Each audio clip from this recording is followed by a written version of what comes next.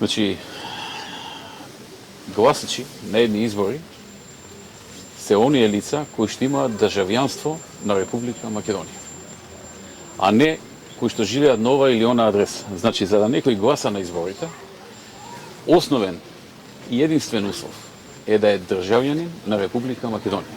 Дали тој живее тука или таму е друго прашање. Дали се преселил од Лисиче во, во Кисела Вода е друго прашање, како што и друго прашање дали се пријавил на време адресата нова или не ја пријавил. Такви има многу и секогаш има. Овој гласачки список со се адресите во него е истиот во последните 20, 30, 40, може и повеќе години. Што секогаш во Македонија имало лица кои што ги менувале адресите, а не ги пријавувале. И тоа не е некое кривично дело, тоа може да е некоја ситна прекршочно дело, да речем. Меѓутоа не е кривично дело, но во овој случај се злоупотребува од страна на СДСМ. Кривично би било доколку некој гласач гласа на две места. Значи, гласа и на старата адреса, гласа и на новата. Тогаш е кривично и за него, и за некој ако му возможува тоа.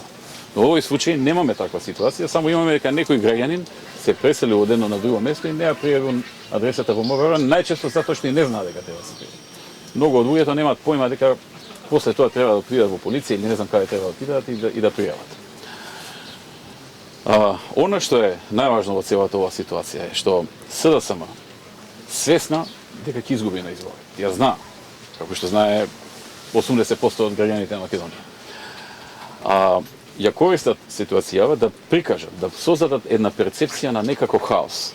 Забележувате секој ден, пуштаат по некоја куќа, стан, тука овој живее, тука вака живее, се преселил, не се преселил, ја дава адресата, не ја дава адресата, колку луѓе живеат на оваа адреса и така натаму, со цел да создаде една перцепција, да луѓето помислат, бидејќи генерално граѓаните, гледачите преку телевизија и така натаму, не толку двавински ги следат работите, поповршно ги следат, што е сосема нормално.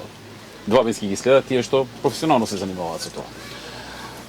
Граѓаните не се занимаваат професионално и може да добијат некаков привид, некаков хаос, дека има некаков хаос, дека се е испомешано и така натаму, што е главната цел на СДСМ во овој период.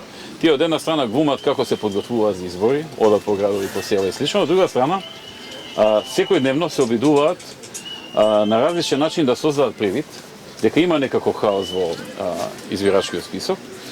Зошто?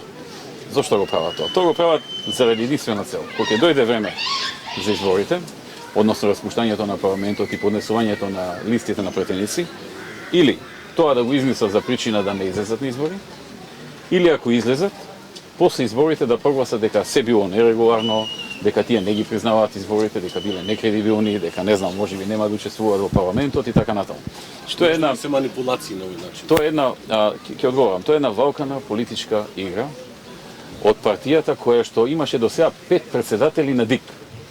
Кој им бранеше на тие 5 председатели на ДИК да ги читаат адресите, да одат да видат кој кај се преселил, пријавил или не пријавил адреса.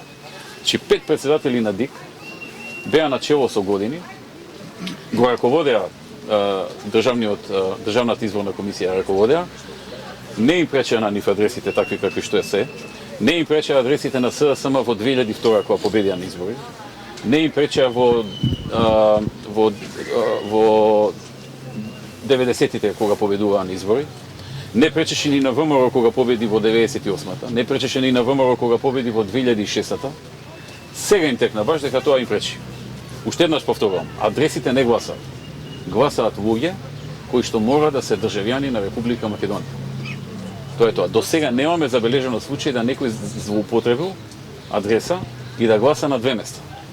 Ако така направи некој, тој треба да си сноси одговорност, но до сега не сме забележали таков случај. А има луѓе што имаат повеќе станови, повеќе куќи или една имаат па го менува живелиште, тоа пријави или не пријави, тоа е сосема друга работа. И тоа е вештачко создавање на привид дека има некаков хаос, дека има некакви нерегуларности или некакви неправилности, се со цел да си создадат алиби за својот неуспех. Затоа што се свесни дека мнозинството од граѓаните не сака да гласаат за нив. И не може да се соочат со тоа. Не може да излезат пред своите членови и да речат да, изгубивме често. Тоа е тоа. Секогаш бараат причина или да не учествуваат кога губат, или пак ако учествуваат, после тоа да им биде причина зошто да не ги признаат избори. И без регулација на медиумите, од се само изјави дека нема да. За тоа прашање одговори веќе. Благодарам.